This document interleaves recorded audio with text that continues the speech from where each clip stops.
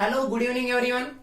पहा, आपण आपले जे 12th स्टँडर्ड फिजिक्सचे लेक्चर स्टार्ट केले होते ऑनलाईन, ते आपण काही टेक्निकल रिझन मुळे स्टॉप केले होते. ते आज आपण परत रिझ्यूम करतोय, रिस्टार्ट करतोय. पहा, आपला चॅप्टर स्टार्ट केलेला होता आपण, that is the rotational dynamics. कोणता चॅप्टर आपण स्टार्ट केला होता? रोटेशनल डायनामिक्स हा चॅप्टर स्टार्ट केला होता. मी तुम्हाला सांगितलं ऑलरेडी, रोटेशनल डायनामिक्सला दोन पार्ट मध्ये डिवाइड करतोय आपण. First one is the circular motion and second one is the rotational motion. First one is the circular motion and second one is the rotational motion. So rotational dynamics हा आपला 12th standard चा first chapter आहे. Chapter belongs to the mechanics. आपल्याला माहिती आहे फिजिक्सच्या ज्या वेगवेगळ्या branches आहे त्यापैकी हा जो चॅप्टर आहे rotational dynamics, this chapter belongs to which section? This belongs to the mechanics section of the physics. ठीक आहे. सो आपण सर्क्युलर मोशनचा पार्ट कंप्लीट केला होता. त्यामध्ये सर्क्युलर मोशनच्या वेगवेगळ्या कन्सेप्ट आहेत. सर्क्युलर मोशन म्हणजे काय, त्याची डेफिनेशन, त्याचे एक्झाम्पल्स असतील, त्याच्याशी रिलेटेड असणाऱ्या वेगवेगळ्या फिजिकल क्वांटिटीज असतील. सर्क्युलर मोशन मध्ये दोन प्रकारच्या फिजिकल क्वांटिटीज आपण स्टडी केल्या आणि त्यांची अनालॉजी सुद्धा स्टडी केली होती. कोणत्या दोन प्रकारच्या फिजिकल क्वांटिटीज आहेत? एक म्हणजे लिनियर क्वांटिटीज आणि दुसरं म्हणजे अँग्युलर क्वांटिटीज. लिनियर क्वांटिटीज आणि अँग्युलर क्वांटिटीज, आणि त्यांच्यातलं जे काय अनालॉजी आहे ते आपण स्टडी केलं होतं. म्हणजे काय पहा, इकडे मी काही लिनियर क्वांटिटीज घेतल्या आणि मी इकडे अँग्युलर क्वांटिटीज घेतल्या. आता या क्वांटिटीज आपण ऑलरेडी एक्सप्लेन केलेल्या आहेत की लिनियर मध्ये लिनियर डिस्प्लेसमेंट आहे. सो लिनियर डिस्प्लेसमेंट सिम्बॉल लिहितो डायरेक्टली मी. लिनियर डिस्प्लेसमेंट, स्मॉल डिस्प्लेसमेंट साठी आपण डीएस यूज करतो. Angular displacement D theta. Here it is D V, किंवा आपण डायरेक्टली पूर्ण सिम्बॉल जर यूज केले तर डिस्प्लेसमेंट साठी लिनियर मध्ये आपण एस यूज करतो, अँग्युलर मध्ये थिटा. म्हणजे अनालॉजी कशी आहे पहा, लिनियर डिस्प्लेसमेंटची अनालॉगस फिजिकल क्वांटिटी अँग्युलर मध्ये अँग्युलर डिस्प्लेसमेंट आहे. Linear velocity V, angular velocity omega, linear acceleration a, angular acceleration alpha. Linear मध्ये ऑब्जेक्टच्या स्टेट चेंजला रिस्पॉन्सिबल असलेला जो फिजिकल एजंट आहे, ज्याला आपण फोर्स म्हटलं होतं, इथं तो टॉर्क आहे. F stands for force, this tau stands for the torque. या झाल्या अनालॉगस क्वांटिटीज.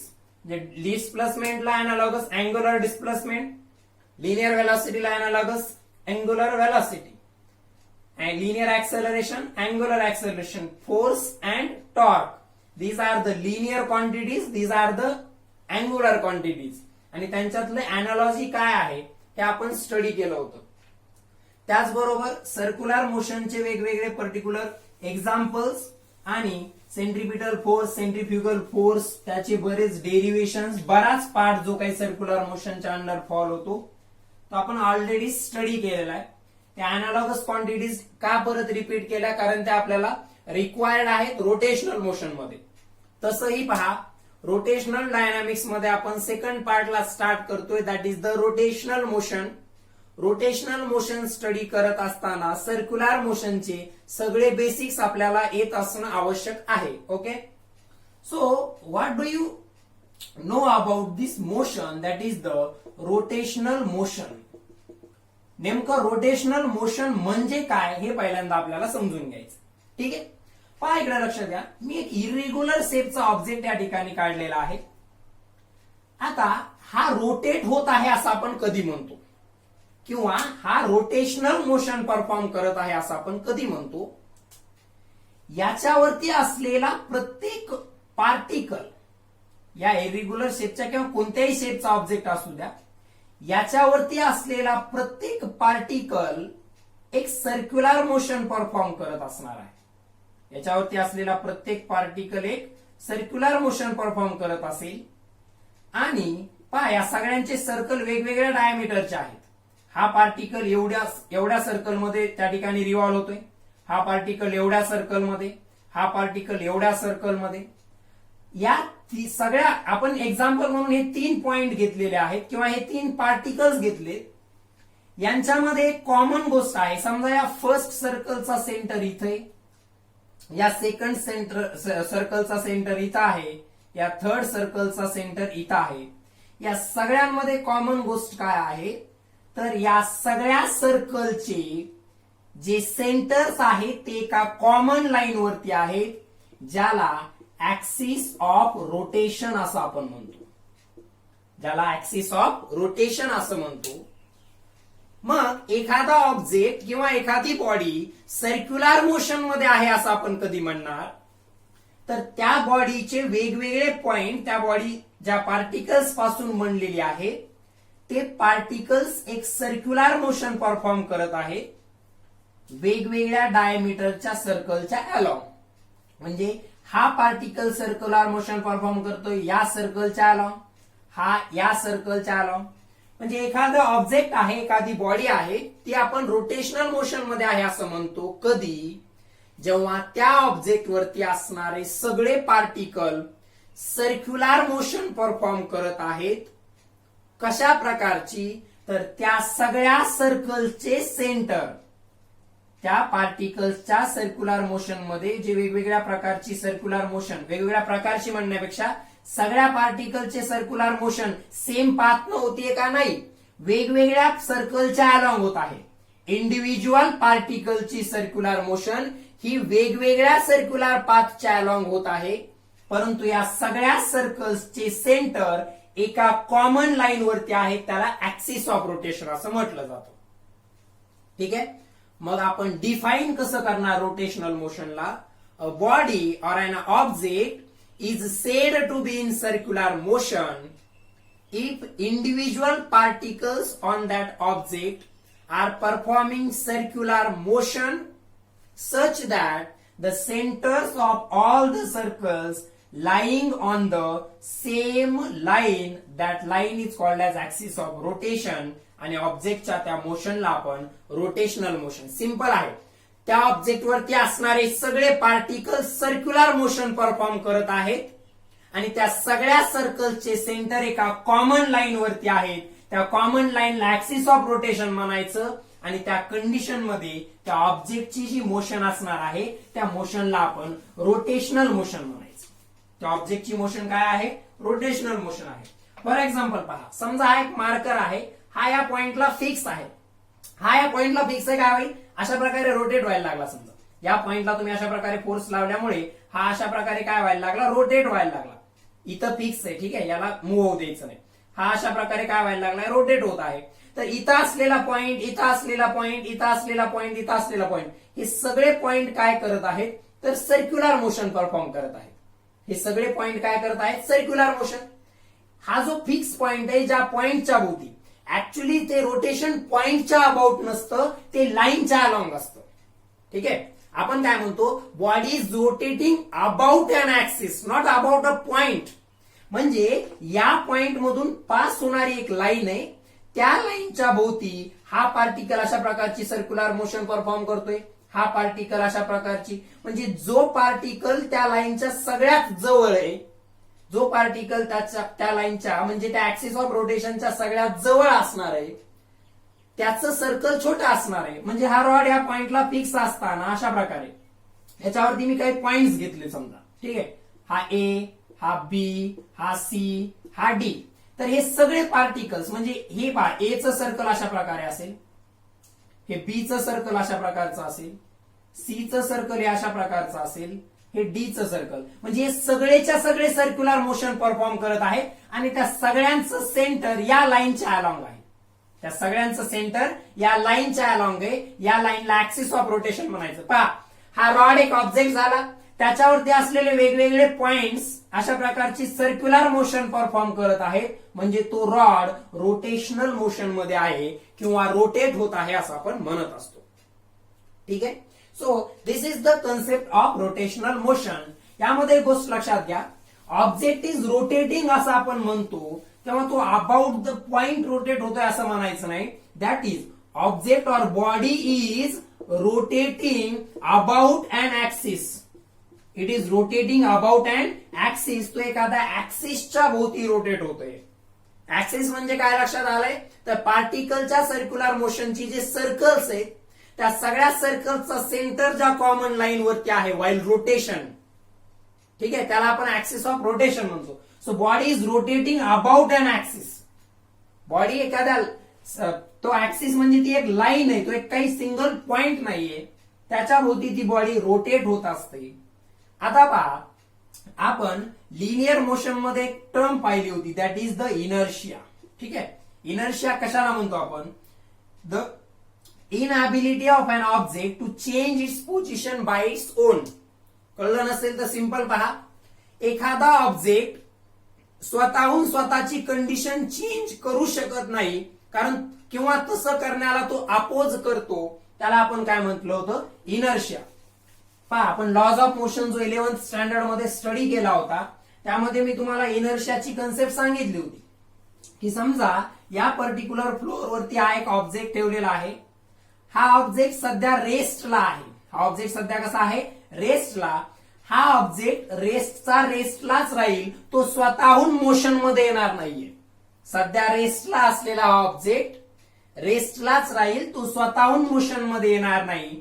किंवा तुम्ही जेव्हा त्यावरती फोर्स अप्लाय करून त्याला मोशन मध्ये आणण्याचा प्रयत्न करताय, पहा, स्वतःहून तर तो मोशन मध्ये येणं शक्यच नाही, परंतु जेव्हा तुम्ही त्याच्यावरती अशा प्रकारे फोर्स अप्लाय करून त्याला मोशन मध्ये आणण्याचा प्रयत्न करत आहात, तेव्हा सुद्धा तो रेस्ट मधून मोशन मध्ये येण्याला अपोज करणार आहे. म्हणजे असं होतं का, तुम्ही एखाद्या ऑब्जेक्टला असं पुश करताय, तर तुम्ही त्याला पुश करताय म्हणून तो स्वतः सुद्धा काहीतरी प्रयत्न करतोय पुढे जाण्याचे? असं होत नाही, कारण ऑब्जेक्टची टेंडन्सी आहे to remain in its existing state. To remain in its existing state म्हणजे आहे तसंच राहण्याचा त्याचा प्रयत्न असेल. रेस्टच्या ऑब्जेक्टचा प्रयत्न असेल रेस्टलाच राहण्याचा, म्हणजे तो रेस्ट मधून मोशन मध्ये यायला अपोज करेल. एखादा मोशन मध्ये ऑलरेडी ऑब्जेक्ट तो रेस्टला यायला अपोज करतो, म्हणजे ऑब्जेक्ट आहे त्याच कंडिशन मध्ये राहण्याचा प्रयत्न करतो, तो चेंजला अपोज करतो. चेंजला तो काय करत आहे? अपोज करत आहे. मग तो चेंज कोणत्याही प्रकारचा असो, ऑब्जेक्ट त्याच्या पोझिशन मध्ये होणाऱ्या चेंजला अपोज करतो, त्याच्या स्पीड मध्ये होणाऱ्या चेंजला अपोज करतो, त्याच्या व्हेलॉसिटीच्या डायरेक्शन मध्ये होणाऱ्या चेंजला अपोज करतो. तर ऑब्जेक्टचं हे जे एक्झिस्टिंग स्टेट मधून दुसऱ्या स्टेट मध्ये जाण्याला म्हणजे चेंजला होणारं जे अपोजिशन आहे, एखाद्या ऑब्जेक्टचं एक्झिस्टिंग स्टेट मधून दुसऱ्या स्टेट मध्ये जाण्याला म्हणजे चेंज होण्याला जे अपोजिशन येणार आहे, that opposition to change, change होण्याला अपोज करणं, बदल घडण्याला अपोज करणं म्हणजे एक्झिस्टिंग म्हणजे आहे त्याच स्टेटमध्ये राहण्याचा प्रयत्न करणं. या प्रॉपर्टीला त्या ऑब्जेक्टचा इनर्शिया असं म्हटलं होतं. त्या प्रॉपर्टीला ऑब्जेक्टचा इनर्शिया म्हटलं होतं. तुम्ही जेव्हा अशा प्रकारे फोर्स लावून त्याला स्लाइड करण्याचा प्रयत्न करत आहात, ही लिनियर मोशन झाली. ही काय झाली? Linear motion. मग लिनियर मोशन मध्ये मास हे त्याच्या इनर्शियाचं मेजर असतं. In linear motion mass is the measure of its inertia. का? पहा, 5 किलोच्या ऑब्जेक्ट पेक्षा 10 किलोचा जास्त अपोज करेल चेंजला, त्याच्यापेक्षा 50 किलोचा आणखीन जास्त अपोज करेल, त्याच्यापेक्षा 100 किलोचा आणखी जास्त अपोज करेल. यावरून एक गोष्ट आपल्या लक्षात यायला पाहिजे की एखाद्या ऑब्जेक्टचं जेवढं मास जास्त असणार आहे, एखाद्या ऑब्जेक्टचं जेवढं मास जास्त असणार आहे, तेवढा तो त्याच्या एक्झिस्टिंग स्टेटमध्ये जो चेंज होणार आहे त्याला अपोज करणार आहे. जेवढं मास जास्त तेवढं अपोजिशन जास्त, म्हणजे mass is the measure of inertia in translatory motion और इन लिनियर मोशन. लिनियर मध्ये त्याचा इनर्शिया कोणत्या गोष्टीनं किंवा कोणत्या टर्मनं मेजर केला चाललाय? मासनं. कारण आपल्याला माहितीये एखाद्या ऑब्जेक्टचं जेवढं मास जास्त असणार आहे तेवढा त्याच्यामध्ये बदल घडवून आणणं, चेंज करणं. चेंज कशा कशात असू शकतो? पोझिशन मध्ये, स्पीड मध्ये, डायरेक्शन मध्ये. यांच्यापैकी कशामध्येही चेंज घडवून आणायचा असेल तर तो ऑब्जेक्ट अपोज करतोय. आणि कोणता ऑब्जेक्ट जास्त अपोज करतोय? ज्याचं मास जास्त तो जास्त अपोज करतोय. ज्याचं मास जास्त आहे तो जास्त अपोज करत आहे. It means that in translatory motion, mass is the measure of its inertia. In translatory motion, mass is the measure of its inertia. म्हणजे जेवढं मास जास्त तेवढा इनर्शिया जास्त. याचा अर्थ काय? जास्त मासवाले ऑब्जेक्ट चेंज होण्याला जास्त अपोज करतील. चेंज म्हणजे बदल होण्याला अपोज करणे, म्हणजे रिमेन इन एक्झिस्टिंग स्टेट म्हणजे आहे त्याच स्टेट मध्ये राहणे. यावरून आपल्याला एक गोष्ट क्लिअर झाली होती. हा जर 15 किलोचा ऑब्जेक्ट आहे, याला तुम्हाला मूव्ह करायचंय, तुम्हाला काहीतरी अमाऊंटचा फोर्स लावावा लागेल. त्याच्या तुलनेत हा जेव्हा 50 किलोचा ऑब्जेक्ट असेल तेव्हा फोर्स जास्त लावावा लागेल.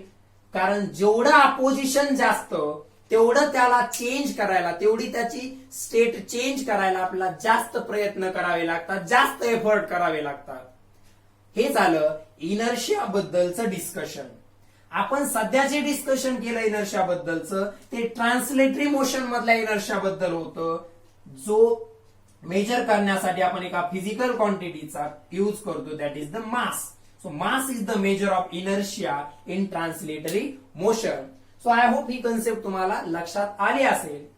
मग आपण आता जे इनर्शियाचा स्टडी केला त्यामध्ये एक गोष्ट लक्षात ठेवा, मोशन कोणती असो, इनर्शिया म्हणजे काय तर एक्झिस्टिंग स्टेट मध्ये होणाऱ्या चेंजला अपोज करणे. म्हणजे रेस्टचा ऑब्जेक्ट मोशन मध्ये यायला अपोज करेल, मोशन मधला रेस्टला यायला अपोज करेल. एका सर्टन डायरेक्शन मध्ये मूव्ह होणारा ऑब्जेक्ट त्याच्या डायरेक्शन मध्ये होणाऱ्या चेंजला अपोज करेल. चेंजला अपोज म्हणजे एक्झिस्टिंग स्टेट मध्येच राहण्याचा ऑब्जेक्टचा प्रयत्न असणार आहे. This is the definition of inertia. मग आपल्याला रोटेशनल मोशन मधला इनर्शिया स्टडी करायचा आहे, ज्याला मोमेंट ऑफ इनर्शिया असं म्हटलं जातं. त्याला काय म्हटलं जातं? मोमेंट ऑफ इनर्शिया म्हटलं जातं. मग ही मोमेंट ऑफ इनर्शियाची कन्सेप्ट नेमकं काय सांगते ते आपण पाहूयात. पहा, इकडे लक्षात द्या व्यवस्थित. समजा पर्टिक्युलरली हा एक ऍक्सिस ऑफ रोटेशन आहे. आता ऍक्सिस ऑफ रोटेशन काय आपल्या लक्षात आलं, या पॉइंट मधून एक लाईन पास होते, ती लाईन म्हणजे ऍक्सिस ऑफ रोटेशन आहे. या ऍक्सिस ऑफ रोटेशन पासून या डिस्टन्स वरती एक ऑब्जेक्ट आहे, याचं मास आहे 50 kg, आणि त्याच पॉइंटसाठी त्याच ऍक्सिस ऑफ रोटेशन पासून आणखी एक तेच 50 kg मास आहे, परंतु तो एवढ्या डिस्टन्स वरती आहे 50 kg. ही जे मध्ये काही सपोर्ट यूज केला आहे त्याचं मास निग्लिजिबल आहे असं सध्या आपण कन्सिडर करूया. ठीक आहे, हा सुद्धा 50 kg आहे, हा सुद्धा 50 kg आहे. आता पहा, तुम्ही जर ट्रान्सलेटरी मोशनचा विचार केला, ट्रान्सलेटरी मोशनचा विचार केला तर तुम्हाला हा ऑब्जेक्ट ए आणि ऑब्जेक्ट बी सेम प्रमाणामध्ये अपोज करणार आहेत. ट्रान्सलेटरी मोशनचा जर यूज केला तर हे दोघं जर रेसला असतील तर यांना मोशन मध्ये आणायला सारखेच प्रयत्न करावे लागतील. कधी? ट्रान्सलेटरी मोशन मध्ये. म्हणजे असं त्याला तुम्हाला लिनियर मोशन द्यायचे आहे, कारण दोघांचं मास सेम आहे. दोघांचं मास सेम म्हणजे दोघांचा इनर्शिया सेम आहे. याचा अर्थ दोघांवरती जो काय आपल्याला प्रयत्न करावा लागणार आहे त्यांची एक्झिस्टिंग स्टेट चेंज करण्यासाठीचा तो सेम असणार आहे इन बोथ कंडिशन, दोन्ही कंडिशन मध्ये. कारण इनर्शियाचं मेजर फक्त मास न केल्या जातं in case of the translatory motion.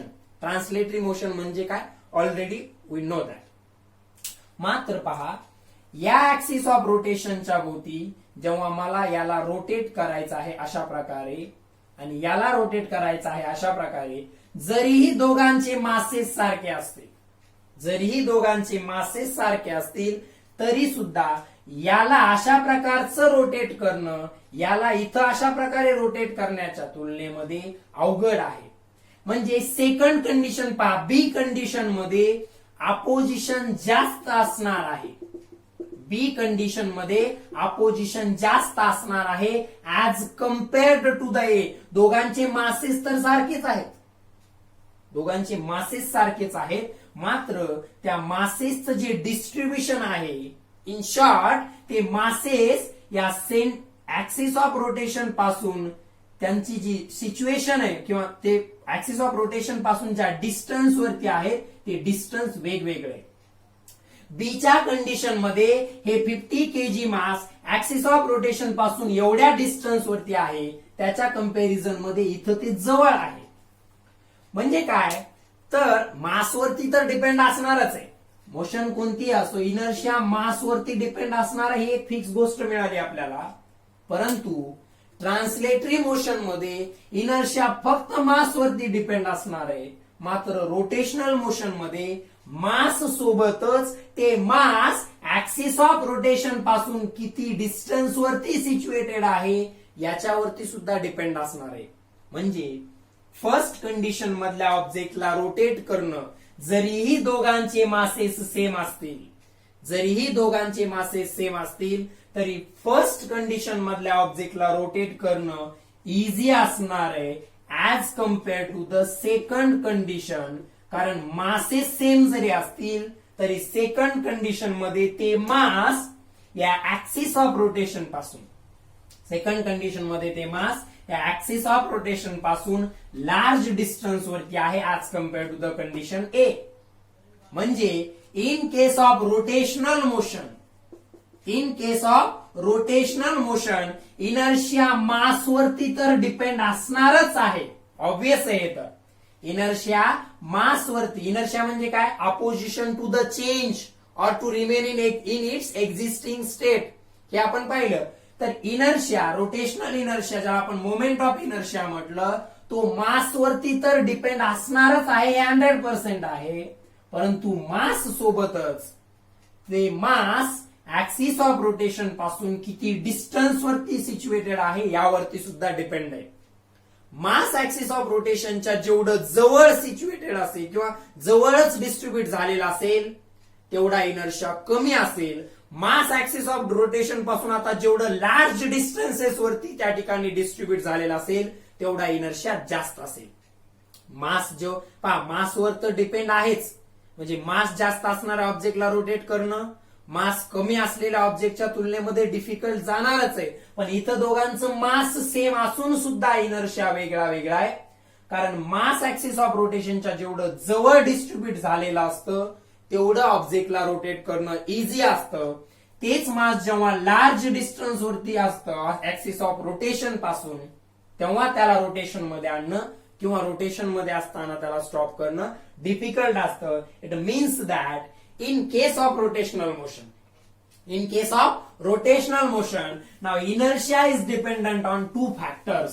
inertia कोणत्या दोन फॅक्टर्स वरती डिपेंड आहे ते आपल्या लक्षात आलंय आता. तर inertia दोन फॅक्टर वरती डिपेंड आहे. ते दोन फॅक्टर म्हणजे त्या ऑब्जेक्टचं मास आणि दुसरा म्हणजे डिस्ट्रीब्युशन ऑफ, किंवा आपण डायरेक्टली लिहूया त्याला distance of mass from axis of rotation. ऑब्जेक्टचं मास काय आहे या सिंगल फॅक्टर वरती डिपेंड नाहीये moment of inertia rotation inertia म्हणजेच मोमेंट ऑफ इनर्शिया. तर ते मास ऍक्सिस ऑफ रोटेशन पासून किती डिस्टन्स वरती सिच्युएटेड आहे याच्यावरती सुद्धा तो मोमेंट ऑफ इनर्शिया डिपेंड असणार आहे. ठीक आहे. So in case of rotation किंवा रोटेशनल मोशन जे काही इनर्शिया असणार आहे म्हणजेच पर्टिक्युलरली त्या ऑब्जेक्टचं त्याला रोटेशन मध्ये, रेस्ट मधून रोटेशन मध्ये आणण्यासाठी करावे लागणारे प्रयत्न तुम्हाला कधी जास्त करावे लागतील, जर दिलेलं मास ऍक्सिस ऑफ रोटेशन पासून ज्या लार्ज डिस्टन्स वरती जर सिच्युएटेड असेल तर प्रयत्न जास्त करावे लागतील. तेच मास तेवढंच जर जवळ असेल तर तुम्हाला कमी प्रयत्न करावे लागतील. आणि समजा दोन सारख्याच डिस्टन्स वरती, म्हणजे हे डिस्टन्स आर आहे आणि हे सुद्धा डिस्टन्स आर आहे. आता इथं दोन्ही मासेस सारख्याच डिस्टन्स वरती आहेत, परंतु हा समजा 5 kg आहे आणि हा 10 kg आहे. तर ऑब्व्हियसली डिस्टन्स सारखे, परंतु हे मास जास्त असल्यामुळे याला रोटेट करणं डिफिकल्ट आहे याच्या तुलनेमध्ये. म्हणजे मासवरती तर डिपेंड आहेच, असं नाहीये की मास किती याच्याशी काहीच घेणं देणं नाहीये, फक्त ते मास किती डिस्टन्स वरती आहे असं नाहीये. ऑब्जेक्ट जेव्हा रोटेशनल मोशन मध्ये आणायचा आपल्याला रेस्ट मधून, तेव्हा त्याचा जो इनर्शिया आहे किंवा त्याला रोटेशन मध्ये आणण्यासाठी करावे लागणारे प्रयत्न दोन फॅक्टर वरती डिपेंड आहेत. एक त्याचं मास, म्हणजे अगोदरच्या एक्झाम्पल मध्ये मासेस सारखे होते परंतु डिस्टन्सेस वेगवेगळे होते.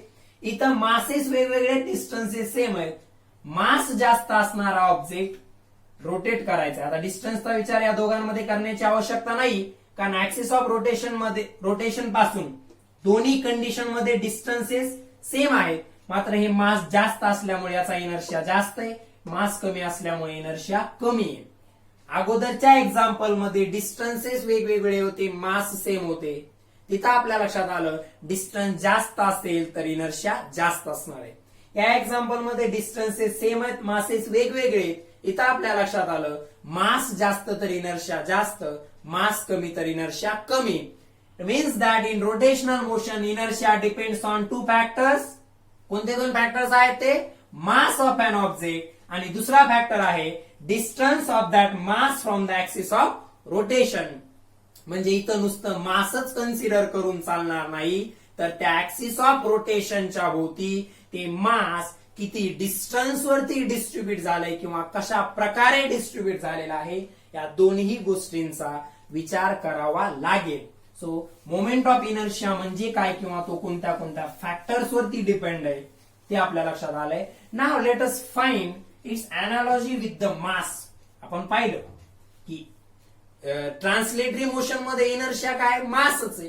रोटेशनल मध्ये आपण त्याला मोमेंट ऑफ इनर्शिया म्हटलं. म्हणजे जे आपण अनालॉजी स्टडी करत होतो त्यामध्ये लिनियर मधला इनर्शिया म्हणजे मास आणि इकडे इनर्शिया म्हणजे moment of inertia.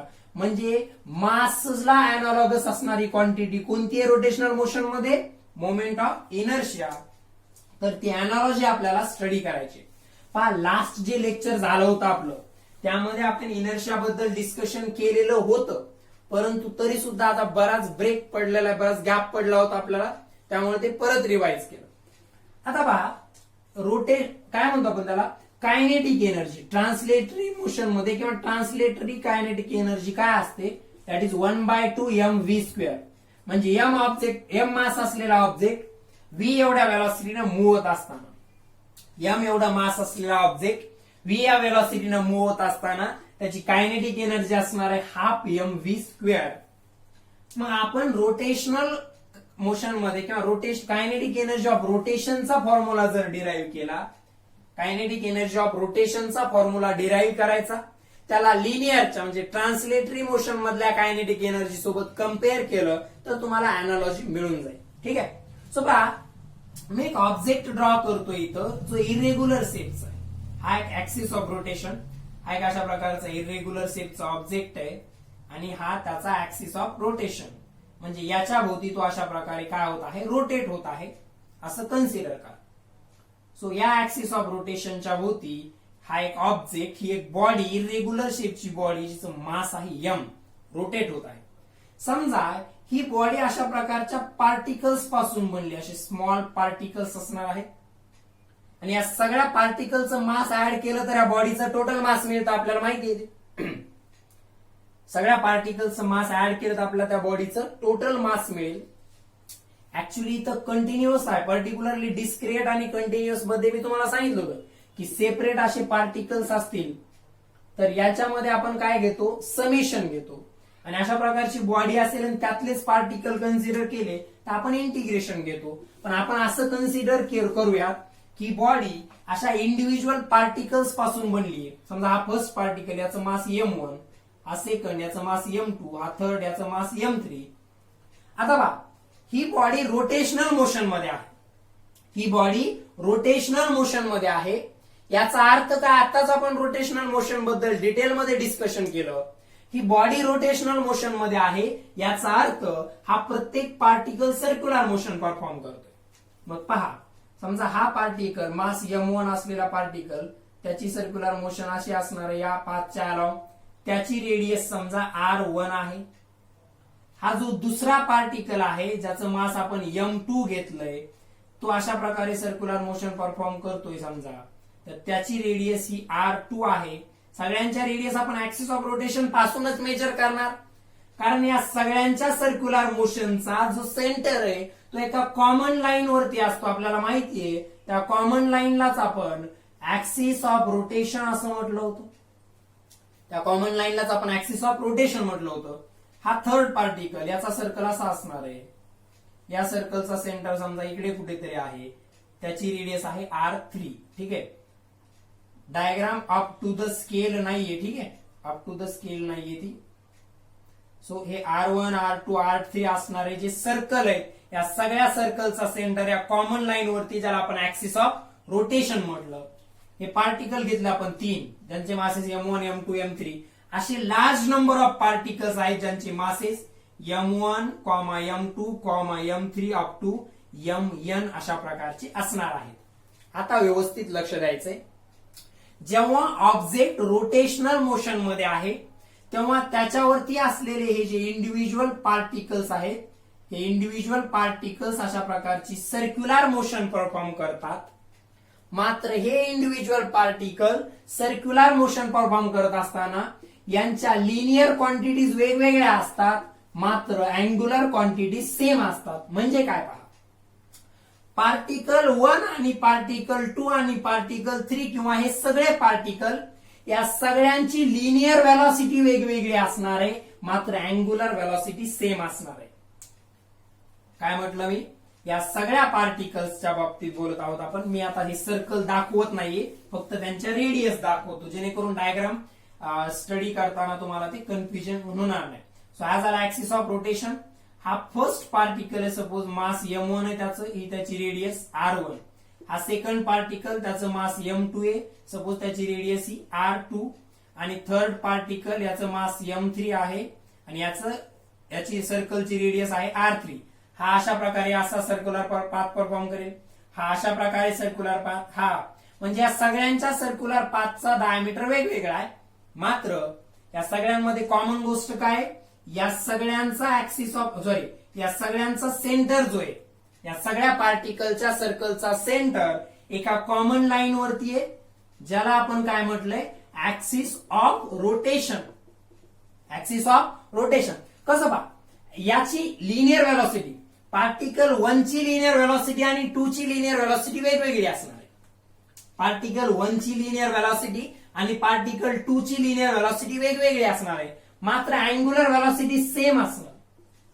V will be different, V वेगवेगळी असणार आहे, मात्र ओमेगा अँग्युलर कसे असणार आहे, सेम असणार आहे. का बरे पहा, हे सगळे पार्टिकल काय होणार आहे, समजा या बॉडीचा period of rotation, period of rotation काय होतं, एक कम्प्लीट रोटेशन व्हायला जो टाइम लागला आपण त्याला पिरियड ऑफ रोटेशन म्हणतो. आपलं सिंपल अर्थचं एक्झाम्पल घेऊयात आपण, तुमच्या इझिली लक्षात येईल. अर्थ बद्दल आपल्याला माहिती आहे बऱ्याच प्रमाणात. समजा हा स्पियर रिप्रेझेंट करतो, हे अर्थ आहे. हा जो स्पियर मी ड्रॉ केलेला आहे तो अर्थ रिप्रेझेंट करतोय. मग पहा, अर्थ वरती कुठेही पॉइंट असेल, समजा हा एक पॉइंट आहे अर्थच्या सरफेस वरती, हा एक पॉइंट आहे आणि इथं एक पॉइंट आहे समजा. ठीक आहे. सो हा पॉइंट जो आहे, हा स्पियर इमॅजिन करा. ठीक आहे, त्या स्पियर वरती आपण असतो. ठीक आहे, तो हा सर्क्युलर पाथ जो परफॉर्म करेल तो अशा प्रकारचा असेल आणि याचा हा सर्क्युलर पाथ अशा प्रकारचा. म्हणजे याची रेडियस R1 कमी आहे आणि याची रेडियस, हा जो पॉइंट आहे आउटर पॉइंट, याची रेडियस एवढी R2.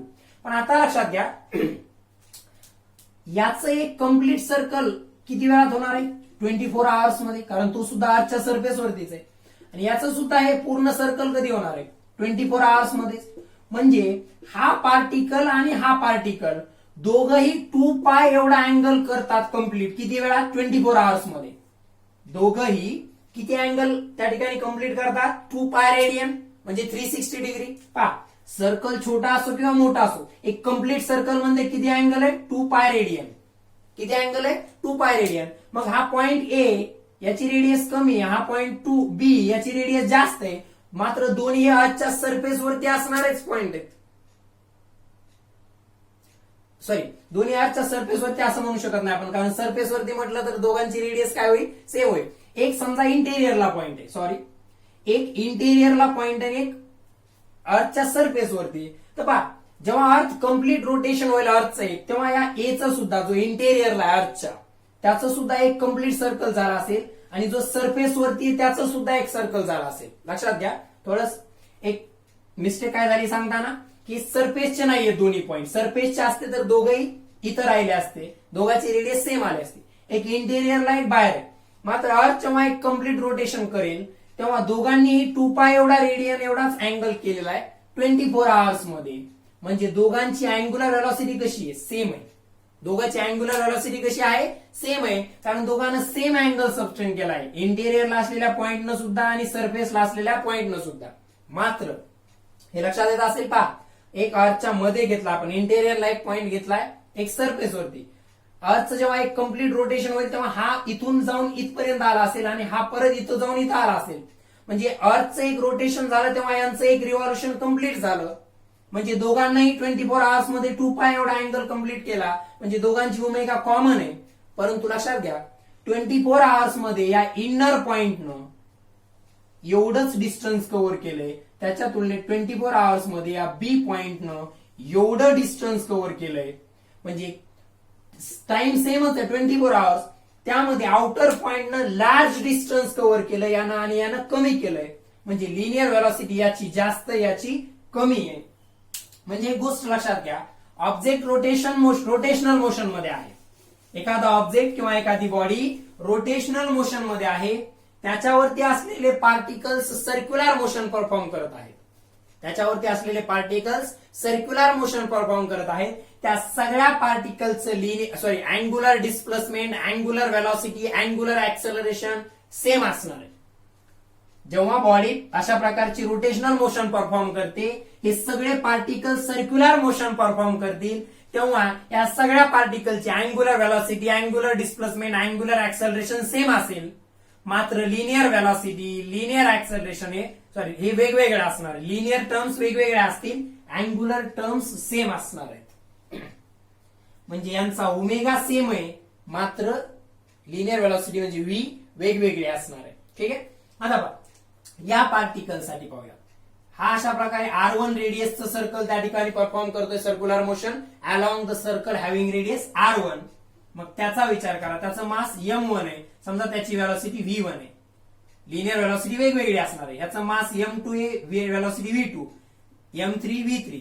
पहा लिनियर व्हेलॉसिटी वेगवेगळ्या आहेत, मात्र या सगळ्यांची अँग्युलर व्हेलॉसिटी कॉमन असणार आहे.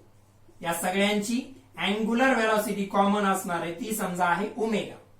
ती अँग्युलर व्हेलॉसिटी सगळ्यांची कॉमन आहे आणि ती आहे समजा ओमेगा. आता व्यवस्थित लक्षात घ्या, हा जो फर्स्ट पार्टिकल आहे त्याची kinetic energy 1, that is 1/2 m1 v1 square. Kinetic energy काय असतं, half into mass into velocity square. Similarly second particle साठी पहा. आता ठीक आहे, आपण काय करू त्याला 1/2 m1 v1 स्क्वेअर. आता याची व्हेलॉसिटी v1 आहे, रेडियस r1 आहे, अँग्युलर व्हेलॉसिटी ओमेगा आहे. व्हेलॉसिटी v1 आहे, रेडियस r1 आहे, अँग्युलर व्हेलॉसिटी ओमेगा आहे. आपल्याला रिलेशन माहिती आहे, v equals to r omega. Velocity v1 आहे, रेडियस r1 आहे, मात्र ओमेगा 1 लिहित नाही कारण सगळ्यांची ओमेगा सेम आहे. सगळ्यांसाठी ओमेगा काय सेम आहे. म्हणजे कायनेटिक एनर्जी काय आली, kinetic energy 1 equals to 1/2 m1 v1 च्या जागी काय येईल r1 ओमेगा त्याचा स्क्वेअर, म्हणजे येईल 1/2 m1 r1 square omega square. First पार्टिकलची कायनेटिक एनर्जी आली 1/2 m1 r1 square omega square. Similarly second particle साठी काय आलेले आहे, it is 1/2 m2 r2 square omega square. Similarly third particle साठी किंवा nth पार्टिकल घेतो मी डायरेक्ट, सेकंड नंतर nth नंबरचा particle 1/2 mn rn square omega square. ठीक आहे. फर्स्ट सेकंड थर्ड पहा, फर्स्ट साठी 1/2 m1 v1 स्क्वेअर, परंतु v1 काय असणार आहे r1 ओमेगा. लिनियर व्हेलॉसिटी सगळ्या पार्टिकलची वेगळी आहे, मात्र अँग्युलर व्हेलॉसिटी सेम असल्यामुळे सगळ्यांमध्ये ओमेगा कॉमन आलं. फर्स्ट साठी कायनेटिक एनर्जी आली 1/2 m1 r1 square omega square. Second साठी 1/2 m2 r2 square omega square. Third साठी 1/2 m3 r3 square omega square. Up to nth नंबरच्या पार्टिकल साठी 1/2 mn rn square omega square. ही individual पार्टिकलची kinetic energy अशा प्रकारे calculate केल्या जाईल. इंडिव्हिज्युअल पार्टिकलची कायनेटिक एनर्जी अशा प्रकारे कॅल्क्युलेट केल्या जाईल. ठीक आहे. आता एनर्जी एक स्केलार क्वांटिटी आहे, कायनेटिक एनर्जी आहे स्केलार क्वांटिटी आहे. म्हणजे टोटल बॉडीची कायनेटिक एनर्जी कॅल्क्युलेट करायची असेल तर या इंडिव्हिज्युअल पार्टिकलच्या कायनेटिक एनर्जी ऍड कराव्या लागतील. कायनेटिक एनर्जी एक स्केलार क्वांटिटी आहे. सगळ्या पार्टिकलच्या कायनेटिक एनर्जी जर तुम्हाला फाइंड आउट केल्या आणि तुम्हाला या टोटल एंटायर बॉडीची कायनेटिक एनर्जी माहित पाहिजे तर इंडिव्हिज्युअल पार्टिकलच्या कायनेटिक एनर्जी ऍड करायच्या, ऍड करून त्याला सॉल्व्ह करायचे. ठीक आहे, बोर्डवरती आता जागा शिल्लक नाहीये, पहिल्यांदा नोट डाऊन करून घ्या, पुढे तुम्हाला काय करायचं सांगतो. Kinetic energy 1/2 m1 r1 square omega square and so on. nth particle साठी काय आले ते पाहायचं व्यवस्थित. इथपर्यंत क्लिअर आहे? हे व्यवस्थित व्हिडिओ पॉज करून पहिल्यांदा त्याला नोट डाऊन करून घ्या, लक्षात येईल.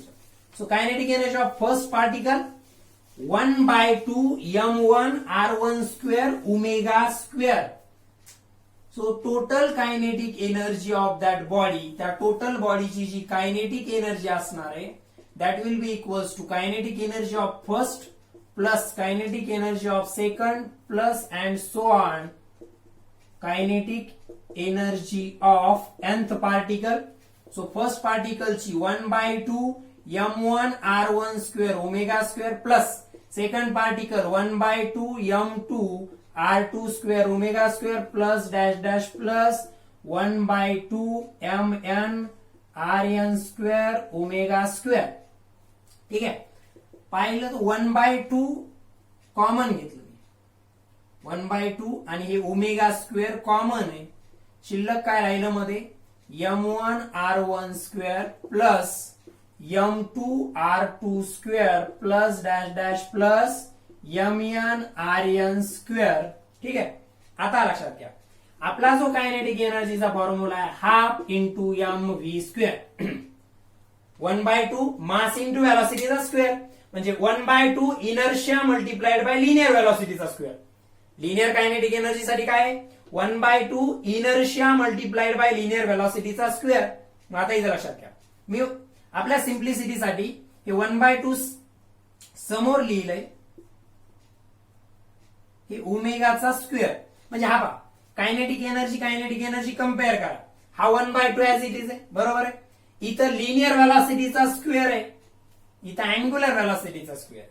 इथं लिनियर व्हेलॉसिटीचा स्क्वेअर आहे, इथं अँग्युलर व्हेलॉसिटीचा स्क्वेअर आहे. या एमच्या जागी काय पाहिजे रोटेशनल मध्ये, हे पहा 1/2. इथं लिनियर व्हेलॉसिटीचा स्क्वेअर आहे, इथं अँग्युलर व्हेलॉसिटीचा स्क्वेअर आहे. इथं मास आहे म्हणजे ट्रान्सलेशन मधला इनर्शिया आहे, म्हणजे इथं काय पाहिजे या ब्रॅकेटच्या जागी मोमेंट ऑफ इनर्शिया. या ब्रॅकेटच्या जागी काय पाहिजे मोमेंट ऑफ इनर्शिया. कारण पहा फॉर्म्युला काय half into inertia multiplied by व्हेलॉसिटीचा स्क्वेअर. इथं सुद्धा हाफ इंटू हा टोटल ब्रॅकेट म्हणजे काय पाहिजे आता इनर्शिया इंटू अँग्युलर व्हेलॉसिटीचा स्क्वेअर. मग अशा प्रकारे याला डिराईव्ह केल्यानंतर काय झालं पुढे तर याचा अर्थ दॅट इज त्याला जेव्हा आपण त्या 1/2 mv स्क्वेअर सोबत कम्पेअर केलं तेव्हा आपल्या लक्षात आलं की हा जो पार्ट आहे m1 r1 square plus m2 r2 square plus dash dash plus mn rn square हा त्या ऑब्जेक्टचा मोमेंट ऑफ इनर्शिया असला पाहिजे. त्याला आपण I या सिम्बॉलने डिनोट करतो. मग कायनेटिक एनर्जीचा फॉर्म्युला आला 1/2 ओमेगा स्क्वेअर इंटू हा ब्रॅकेट म्हणजे I, फक्त मी त्याला अगोदर लिहितो I into omega square. Analogous term लक्षात आले. लिनियर मध्ये kinetic energy 1/2 mv square. So लक्षात घ्या 1/2 ला 1/2, इथं लिनियर व्हेलॉसिटीचा स्क्वेअर आहे अँग्युलर व्हेलॉसिटीचा स्क्वेअर. इथं mass that is a inertia in translatory motion, I that is moment of inertia म्हणजे इनर्शिया इन रोटेशनल मोशन. ही अनालॉजी लक्षात घ्या व्यवस्थित. त्यावरूनच आपल्या लक्षात आलंय की आपल्याकडे डेरिव्हेशन मध्ये 1/2 आलं होतं, ओमेगा म्हणजे अँग्युलर व्हेलॉसिटीचा स्क्वेअर आला होता, म्हणजे शिल्लक काय राहिलं होतं हा ब्रॅकेट काय रिप्रेझेंट करणं आवश्यक होतं त्या मोशन मधला म्हणजे रोटेशनल मोशन मधला इनर्शिया. म्हणून कायनेटिक एनर्जीचा फॉर्म्युला आला 1/2 I ओमेगा स्क्वेअर. यावरून लक्षात आलं की जी टर्म आहे m1 r1 square plus m2 r2 square plus mn rn square, this term represents the moment of inertia. मग कसं डिफाइन करायचं फर्स्ट पार्टिकलचं मास इंटू त्याचा ऍक्सिस ऑफ रोटेशन पासून डिस्टन्स आहे त्याचा स्क्वेअर.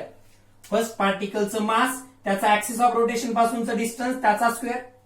सेकंड पार्टिकलचं मास त्याचा ऍक्सिस ऑफ रोटेशन पासूनचा डिस्टन्स त्याचा square. म्हणजे मोमेंट ऑफ इनर्शिया काय आहे एखाद्या ऑब्जेक्टचा जेव्हा त्या ऑब्जेक्ट रोटेशन मध्ये आहे तेव्हा त्या ऑब्जेक्ट वरती असलेल्या इंडिव्हिज्युअल पार्टिकलचं मास आणि त्या पार्टिकलचा ऍक्सिस ऑफ रोटेशन पासूनच्या डिस्टन्सचा स्क्वेअर घ्यायचं आणि सगळ्या पार्टिकल साठीचं mass into axis of rotation पासून डिस्टन्सच्या स्क्वेअरचे हे जे प्रोडक्ट्स आहेत या सगळ्या प्रोडक्ट्सला ऍड करायचं. You will get the value of moment of inertia.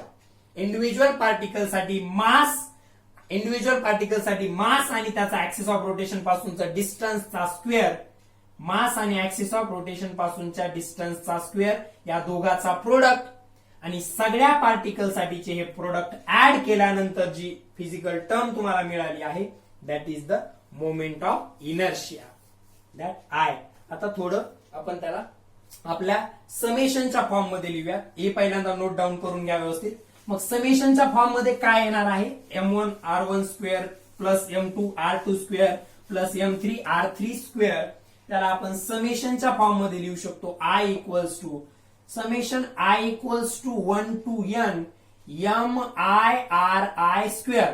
झालेलं आपलं 11th स्टँडर्ड मध्ये कसं का म्हणतो आपण याला, म्हणजे बघा आय ची किंमत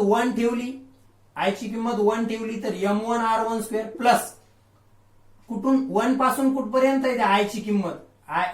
हे कॅपिटल आय म्हणजे मोमेंट ऑफ इनर्शियाचं सिम्बॉल आहे. हे आय म्हणजे इथं समेशनला रिप्रेझेंट करण्यासाठी वापरले 1 पासून N पर्यंत, म्हणजे 1 2 3 4 1 2 3 4 5 अप टू N. मग आय ची किंमत 1 ठेवली तर M1 R1 स्क्वेअर प्लस 2 ठेवली तर M2 R2 स्क्वेअर प्लस 3 ठेवली तर M3 R3 square plus dash dash N ठेवली तर MN RN स्क्वेअर. म्हणजे यालाच आपण या समेशनच्या फॉर्म मध्ये अशा प्रकारे रिप्रेझेंट केलेलं आहे. आता म्हणजे मोमेंट ऑफ इनर्शियाचा formula summation of I equals to 1 to N MIRI स्क्वेअर. आता थोडं त्याच्या युनिट बद्दल बोलूया. युनिट काय असणार आहे मोमेंट ऑफ इनर्शियाचं? मास आणि डिस्टन्सचा स्क्वेअर आहे. मासचं केजी आणि डिस्टन्सचं मीटर असतं, परंतु त्याचा स्क्वेअर आहे म्हणजे kg into metre square. This is the SI unit of the moment of inertia. Kg into metre square. Kg मासचं, डिस्टन्सचं मीटर, परंतु त्याचा स्क्वेअर आहे. आणखी एक इन्फॉर्मेशन याच्याबद्दल, इट इज scalar quantity. Moment of inertia, इनर्शियाला काही डायरेक्शन नाहीये, ते एक फक्त काय असणार आहे, काहीतरी डिजिट असणार आहे, 50 केजी किंवा 5 केजी मीटर स्क्वेअर असा त्याचा काहीतरी युनिट, सॉरी फक्त त्याची व्हॅल्यू आणि युनिट, म्हणजे त्याला फक्त मॅग्निट्यूड असणार आहे, डायरेक्शन नसणार आहे. इनर्शिया, मोमेंट ऑफ इनर्शिया म्हणजे फक्त एक व्हॅल्यू आहे, त्याला कोणत्याही प्रकारची डायरेक्शन नसते, म्हणजे ती एक स्केलार क्वांटिटी आहे असं आपण म्हणू शकतो. युनिट त्याचं केजी इंटू मीटर स्क्वेअर का बरं आलं? मास इंटू डिस्टन्सचा स्क्वेअर आहे म्हणून. ठीक आहे. So this is all about the moment of inertia. आपण अनालॉजी जी फाइंड आउट केली आहे ती कशावरून केली आहे? कायनेटिक एनर्जीच्या डेरिव्हेशन वरून फाइंड आउट केलेली आहे. Okay. So this is the concept of moment of inertia. याच्या पुढच्या पॉइंट्स मध्ये आपल्याला वेगवेगळ्या ऑब्जेक्ट साठी, म्हणजे रिंग असेल, सर्क्युलर रिंग, किंवा मग पर्टिक्युलरली डिस्क असेल, सिलेंडर असेल, रॉड असेल, अशा वेगवेगळ्या ऑब्जेक्ट साठीचा मोमेंट ऑफ इनर्शिया कॅल्क्युलेट करायचा आहे. आणि आणखीन काही कन्सेप्ट रोटेशनल मोशनशी संबंधित पाहायचे आहेत ते आपण नेक्स्ट लेक्चर मध्ये कंटिन्यू करूया. व्यवस्थित हे लेक्चर पाहायचे, नोट्स काढायच्या आहेत, त्याचे फोटो ग्रुप वरती टाकायचे आहेत आणि व्यवस्थित युट्यूब वरती जाऊन त्याला व्हिडिओला पाहायचं, व्यवस्थित स्टॉप करून व्यवस्थित नोट्स वगैरे काढता येतील तुम्हाला. ओके. सो आपण पुढचा पार्ट नेक्स्ट लेक्चर मध्ये कंटिन्यू करणार आहोत. Okay. Thank you. Have a nice day.